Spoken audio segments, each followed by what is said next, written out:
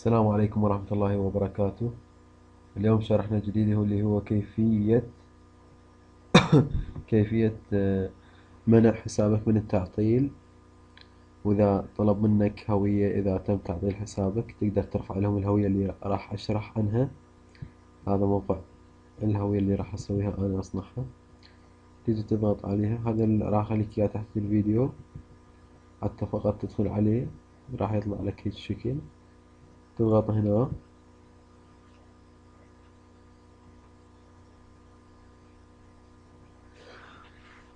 وهاي قبل من ضغطت عليه راح يطلع لك تطبيق. اللي ما منصبه التطبيق أنا منصبه، فقط تعطيه موافق وراح يوديك لهاي يصنع لك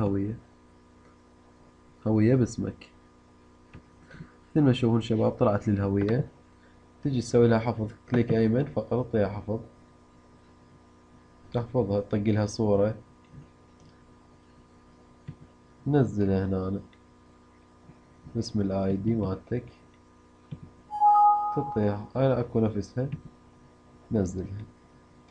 مثل ما تشوفون هاي نزلت موقع الهوية. يعني هو تطبيق يصنع لك هوية وياخذ معلومات حسابك. نرجي هذا أيضا رابط تأكيد حسابك حتى بعد ما يتعطل، راح أخليك إياه تحت الفيديو. هنا تيجي ايش تسوي، راح يطلع لك الشكل. حط اسمك الكامل اللي بالفيس هنا، مثلا المايسترو.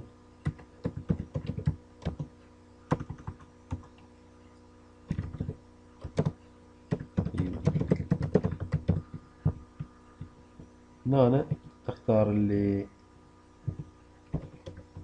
هاي هويتك انت، اللي هاي تخليها، تحط هنا علامة الصح.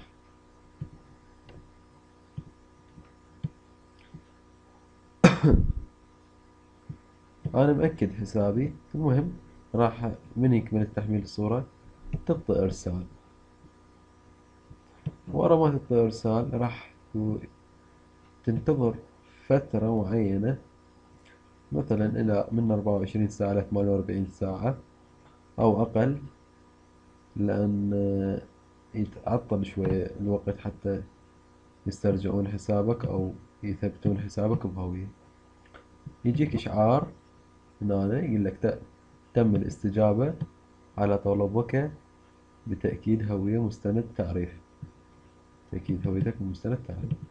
هاي بعد إذا انغلق حسابك يعني أنت سويته بالهوية، بس ينغلق ترفع لهم الهوية اللي أنت سويتها هاي، ترفعها عن طريق هذا الرابط.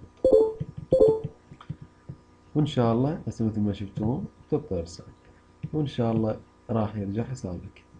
فهمتوا علي؟ راح أعيد.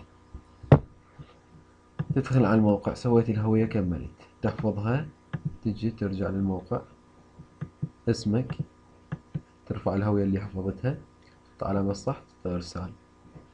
تنتظر فترة يجيك إشعار على الفيسبوك تم الاستجابة على طلبك بمستند تعريف لهويتك.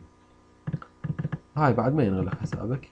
أما إذا أنت رفعت الهوية وانغلق، فقط ترفع لهم الهوية اللي أنت سويتها عن طريق همات هذا الرابط، ترسل، تنتظر مدة 24 ساعة يرجع حسابك.